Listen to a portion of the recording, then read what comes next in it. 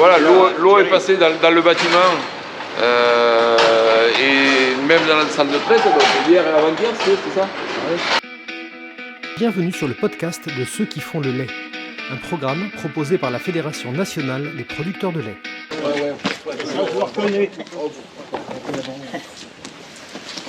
Donc ça, c'est toute l'eau qui est arrivée de...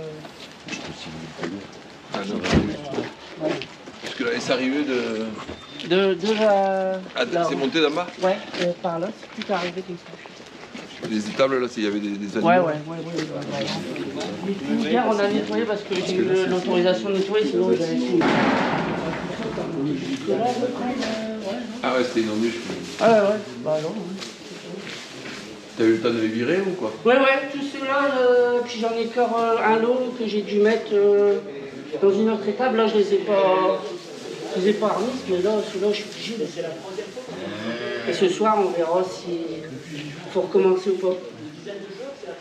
Et après, les tiers. Les vaches, non, c'est bon. en hauteur. Ouais. Ah, tu montes jusque là, quoi. La première rangée de paille qui a pris l'eau, là. Tout le bâtiment. Il fallait monter à l'étage. Plus, là, j'avais pas une meule. Là, j'avais une grosse meule de boules d'enrubanage. Une soixantaine, tout est parti. Tout est...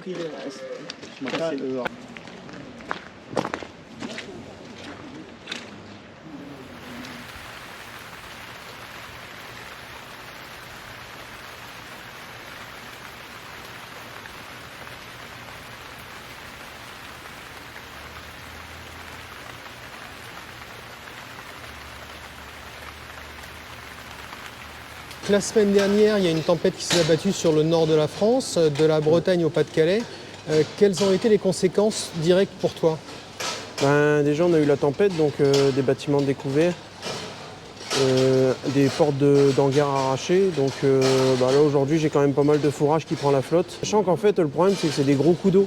Donc tout de suite, les sols sont gorgés d'eau. Et maintenant, là, chaque averse, dès qu'il vient 10 mm, on est inondé.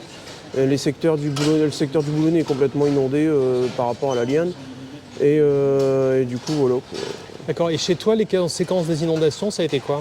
Moi, les conséquences d'inondation, à la rigueur, ma ferme, elle est sur une hauteur. Donc, on va dire que pendant les grosses averses, j'ai pas mal d'eau qui rentre dans les hangars. Mais c'est principalement les cultures où, aujourd'hui, on a des blés je pense, qui vont rester là. On n'arrivera pas à les sortir de la tête de l'eau, entre guillemets. On va devoir ressemer au printemps, mais on ne sèmera sûrement plus une céréale. Et ça fait quand même du fourrage en moins, quoi. C'est énormément de paille en moins.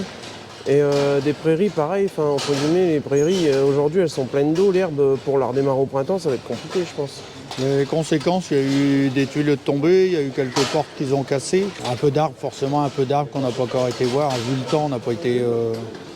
Il y a des arbres à droite à gauche, quoi. Et donc, il y a quand même pas mal d'eau qui est tombée? Quasiment 700 mm depuis début septembre.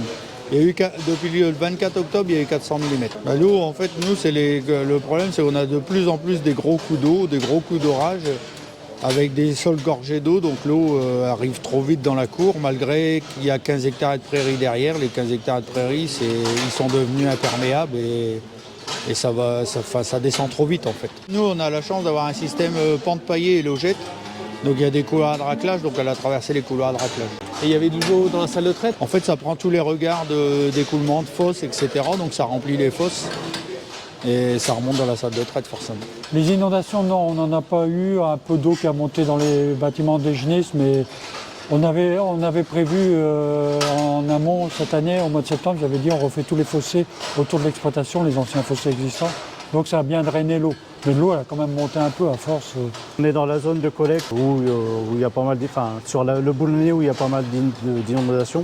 Donc ce sont des fermes qui sont dans l'eau pour certains. La collecte est assurée en décalé. A priori, tout va être collecté aux dernières informations. Avec la tempête, il y a eu quelques soucis de coupure d'électricité.